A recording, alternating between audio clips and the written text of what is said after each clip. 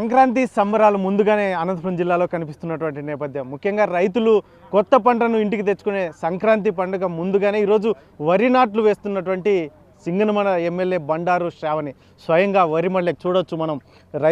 రైతులతోనూ రైతు కూలీలతోనూ స్వయంగా వరి నాట్లు వేస్తున్నట్టు వరి మడ్లేకి దిగి మరీ వరి నాట్లు వేస్తున్నటువంటి పరిస్థితులు అయితే చూస్తూ ఉన్నాం. సింగనమల ఎమ్మెల్యే బండారు శ్రావణి తనకు చాలా ఇష్టమైనటువంటి ఈ వరి నాట్లను నేను స్వయంగా వేయాలనే ఉద్దేశంతోనే సింగనమల నియోజకవర్గంలో ఉన్నటువంటి వరి నాట్లు ఇట్లా రైతులతో కలిసి వరి నాట్లు వేయడానికి వచ్చినటువంటి పరిస్థితులు కనిపిస్తున్నాయి. మరి ఎమ్మెల్యే శ్రావణి ఉన్నారు, ఏం చెప్తారు ఆ మాటలో విందాం. ఏంటంటే ఈరోజు స్పెషల్ ఏంటి, మీరు వరి నాట్లు వేయడానికి ప్రధాన కారణం? స్పెషల్ ఏం లేదండి, ఇప్పుడు రానున్నది సంక్రాంతి పండుగ. సో ఖచ్చితంగా అదొక రైతు పండుగగా మనము పూర్వం నుంచి కూడా భావిస్తూ వస్తూ ఉన్నాము.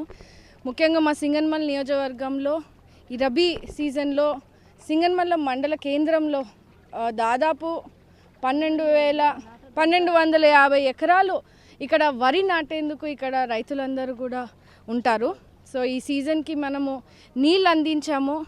సో సక్రమంగా వాళ్ళకి వరి నాటేందుకు ఇబ్బంది లేకుండా ఉండాలనే దీంతో గత 2-3 వారాల నుంచి కూడా రైతులకు కావాల్సినటువంటి నీరు కానీ యూరియా కానీ ఈ వరి నాటేందుకు సంబంధించినటువంటి ఇబ్బందులు లేకుండా ఉండాలని ప్రక్రియలన్నీ చేసుకుంటూ వచ్చాము. సో అది సరైన పద్ధతిలో జరుగుతుందా లేదా, రైతుల కష్టం ఇంకేమైనా ఉందా అని తెలుసుకుందామని ఈరోజు వరి నాటుతున్నటువంటి ఫార్మర్స్ని కలవడం జరుగుతూ ఉంది. సో చాలా సంతోషంగా ఉంది, ఇది ఒక అనుభూతి, ఒక ఎక్స్పీరియన్స్. ఎందుకంటే ఎక్కువ శాతము రైతాంగం మీద ఆధారపడే కాన్స్టిట్యున్సీలో నేను ప్రతినిధిగా ఉన్నందుకు రైతు పడే కష్టాన్ని మొక్క నాటే నుంచి కూడా ధాన్యం కొనుగోలు అయ్యే వరకు కూడా వాళ్ళ కష్ట సుఖాల్లో భాగస్వామ్యం అవ్వాలనే ధ్యేయంతో కూడా నేను ఈ ఎక్స్పీరియన్స్ని తీసుకుందామని వచ్చాను. సో చాలా మంచిగా అనిపిస్తుంది, రైతులు కూడా సంతోషంగా ఉన్నారు. ఈరోజు రామ్మోహన్ గారి తోటలో దాదాపు ఈ వరి నాటే కార్యక్రమం కూడా చూస్తూ ఉన్నాను. నేను కూడా పాల్గొన్నాను, కొంచెం నేను కూడా నేర్చుకుంటా ఉన్నాను. అంటే ఇక్కడ కౌలు రైతులంతా కూడా రోజు కూలీగా వచ్చి ఈ వరి నాటి, అంటే వాళ్ళ కష్టం చూడండి. పొద్దున్న 8 గంటలకు 7 గంటలకి జస్ట్ కాఫీ తాగి వచ్చి 10 గంటల వరకు ఒక సెక్షన్ ఆఫ్ వరి నాటి 10 గంటలకు భోజనం చేసి మళ్ళీ మధ్యాహ్నం వరకు నాటి మళ్ళీ 6 గంటల వరకు వాళ్ళు ఇక్కడ వరి నాటేసి మళ్ళీ ఇంటికి వెళ్ళే పరిస్థితి ఉంటుంది. సో ఈ మొక్క నాటినప్పటి నుంచి కూడా వాళ్ళకి ఎటువంటి ఇబ్బందులు ఉన్నాయి అంటే ఒక్కొక్క మొక్క నాటేందుకు పడ్డ కష్టము, ఆ శ్రమ అనేది స్వయంగా తెలుసుకోవాలనే ఉద్దేశంతో కూడా నేను ఈ ఎక్స్పీరియన్స్ని పొందాలని వచ్చానండి. సింగనమల నియోజకవర్గం చెరువు కింద ఎన్ని వేల ఎకరాలు సాగు చేస్తారు? నీరు ఎంతమందికి అందించే అవకాశం? ఈ సింగనమల చెరువు కింద మాత్రం దాదాపు 2500 ఎకరాలు ఇక్కడ వరి నాటుకుంటారండి ప్రతి దానికి. ఈ సీజన్కి ఇప్పుడు రబీ కాలంలో 1250 ఎకరాల వరకు ఈ వరి నాటడం జరుగుతూ ఉంది. సక్రమంగా యూరియాని కూడా మనము వాళ్ళకి అందించడం జరిగిందని కూడా ఇప్పుడు రైతు కూడా తెలియజేస్తూ ఉన్నాడు. మేము స్టాక్ కూడా పెట్టుకోవడం జరిగింది. ఎందుకంటే నీళ్లు కూడా సింగనమల రంగరాయల చెరువుకి మనకి 1 టీఎంసీ నీళ్లు ఉన్నప్పటికీ కూడా 0.42 టీఎంసీ వాటర్ నిల్వ ఉండేందుకు మనము కూడా సక్రమంగా వాళ్ళకి నీళ్ళు అందించేందుకు కూడా ప్రణాళికలు వేసుకొని ఈరోజు ముందుకు వెళ్తూ ఉన్నాం. కొంచెం మాకు దాదాపు 2 వారాల కింద కూడా ఏమైనా నీళ్ళు ఏమైనా తక్కువ వచ్చాయా, వాళ్ళకి పంట పెట్టుకొని సక్రమంగా సరిపోతుందా అనే ఆలోచనతో కూడా మైనర్ ఇరిగేషన్తో మీటింగ్ పెట్టుకోవడం జరిగింది.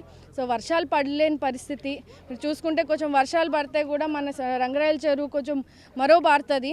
ఈసారి అట్లా లేకుండా ఎవరు వరి పంట పెట్టుకోవడానికి ఇబ్బంది పడకుండా ఉండేందుకు హెచ్ఎల్సి నీళ్ళు కూడా మేము దాదాపు 8-10 రోజులు కూడా 50 నుంచి 60 క్యూసెక్ల వాటర్ వరకు కూడా మనము వీళ్ళకి అందించడం జరిగింది.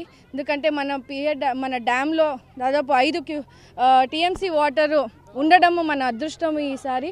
అండ్ ఈ గేట్లు మరమ్మతులు కూడా చేయడం జరుగుతా, మిడ్ పెన్నార్ మాడర్నైజేషన్ 5.5 కోటికి మనకు శాంక్షన్ అవడం కూడా జరిగింది. అంటే చివరి ఆయకట్టు వరకు కూడా నీళ్ళు ఇవ్వాలన్న ధ్యేయంతోనే కూటమి ప్రభుత్వము మనం పనిచేస్తూ ఉన్నాం. కాబట్టి ప్రతి పంట అంటే మధ్యలో ఉన్నటువంటి పంట కాకుండా చివరి ఆయకట్టు వరకు ఉన్నటువంటి పంటకి ప్రతి రైతుకి నీళ్ళు అందించాలన్న ధ్యేయంతో పనిచేస్తూ ఉన్నాం.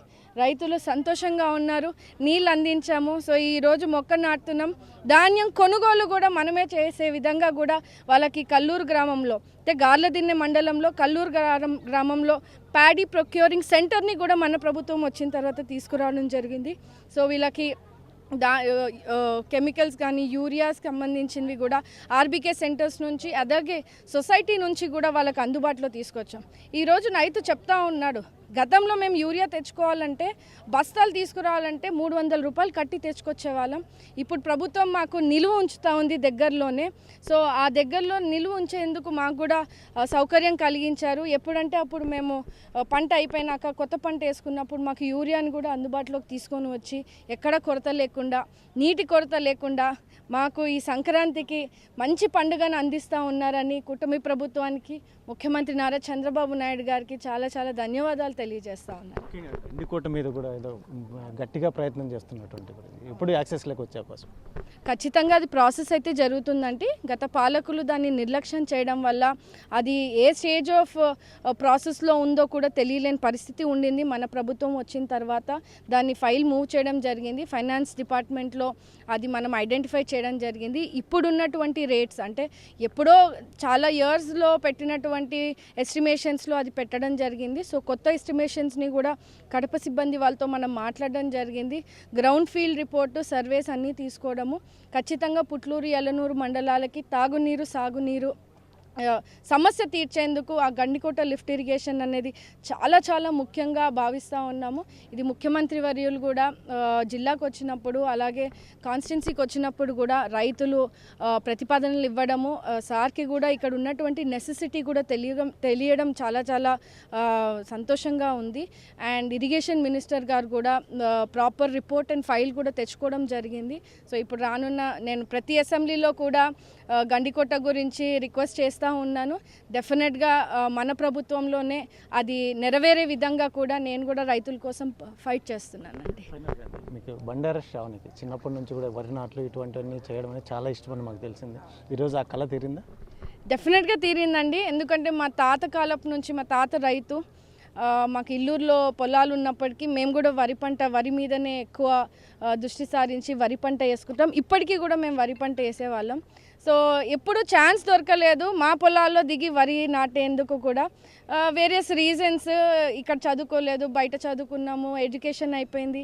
అండ్ డెఫినెట్గా ప్రజలు ఇచ్చిన ఆశీర్వాదంతో ఇక్కడ ప్రతినిధిగా ఉండి వాళ్ళ నా కళ ఏదైతే ఉందో రైతుగా ఒక ఈ వరిని ఇట్లా దగ్గరగా చూడడం, ఈ మట్టి నీళ్ళు, డెఫినెట్గా ఇది ఒక అనుభూతి అండి. ఇప్పుడు అర్థమవుతుంది రైతు ఒకసారి రైతు అయిన తర్వాత వేరే ప్రొఫెషన్లోకి వెళ్ళకుండా ఉండేందుకు ఇది ఎంత అటాచ్మెంట్ ఇస్తుందో అనేది నాకు ఇవాళ తెలుస్తూ ఉంది.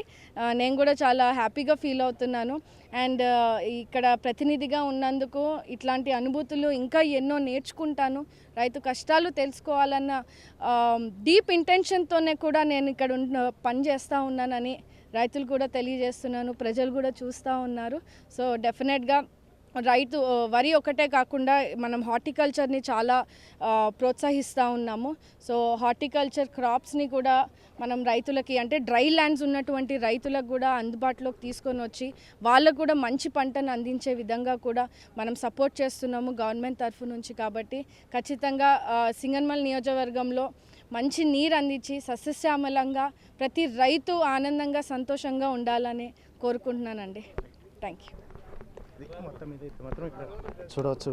మొత్తం ఏదో పండుగ వాతావరణంలో ఈరోజు బండారు శ్రావణి తను స్వయంగా వరి నాట్లు వేయడానికి వస్తూ రైతులతో కలిసి, ఎందుకంటే హెచ్ఎల్సి వాటర్ వదిలినటువంటి నేపథ్యం ఇక్కడ దాదాపు 1000 ఎకరాలు ఈ చెరువు కింద సాగు చేస్తారు వరి నాట్లు. కాబట్టి ముఖ్యంగా తను చిన్నప్పటి నుంచి అనుకున్నటువంటి ఏదైతే ఉందో కళ, అందులో రైతు సమస్యలు తెలుసుకోవాలి. వాళ్ళతో కలిసి వెళ్తే ఖచ్చితంగా వారి సమస్యలు వారి బాధలు తెలిస్తే ఖచ్చితంగా. కాబట్టి నేను ఇంకా ఎమ్మెల్యేగా కొనసాగుతున్నప్పటికీ నేను తెలుసుకోవాలి, వాళ్ళ బాధలు తెలుసుకుంటేనే నేను వాటిని తీర్చడానికి నాకు అవకాశం ఉంటుంది కాబట్టి నేను ఆ రకంగా ముందుకు వెళ్తున్నాను. ఈరోజు వచ్చి ఈ సింగనమల్లోని వరి నాట్లు వేస్తున్నాను అని చెప్పేసి బండారు శ్రావణశ్రీ చెప్తున్నటువంటి నేపథ్యం. ముఖ్యంగా గండికోట అంశాన్ని కూడా, ఎందుకంటే గత పాలకులు చాలా నిర్వీర్యం చేశారు.